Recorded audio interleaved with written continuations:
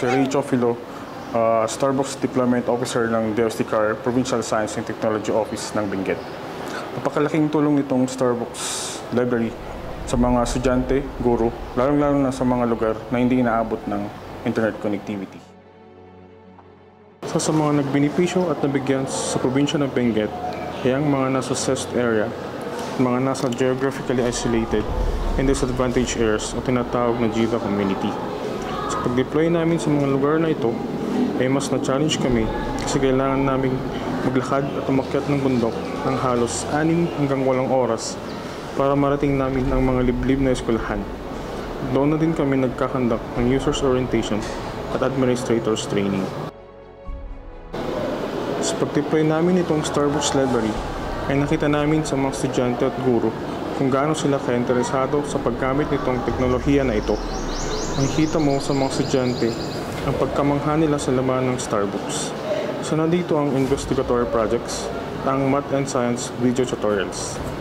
Para sa mga guro naman, ay nakita nila ng malaking tulong paggamit ng K-12 materials, lalong-lalo na sa kanilang paghahanda ang ituturo sa kanilang mga klase.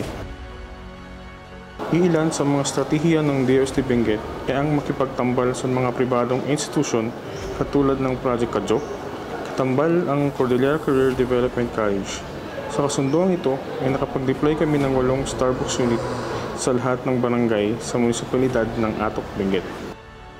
Sa pamumuno naman ng DOST-STII at St. Louis University at mga pribadong Catholic na eskwelahan ay nagkaroon ng malawakang instalasyon at convention hindi lang sa mga eskwelahan sa Benguet, ngunit sa buong rehiyon ng Cordillera. Nagtala ng 49 na eskwelahan ang nabiyayaan sa probinsya ng Benguet, kabilang na dito ang siyudad ng Baguio. Dahil sa tambalang ito, ay mas nabigyan ng importansya ang paggamit ng scientifico, teknolohiya at inobasyon sa larangan ng edukasyon. So with regards with the Starbucks, pasalamat kami na nag-aduti estudyante nga ng USAR from grade 4 to grade 6.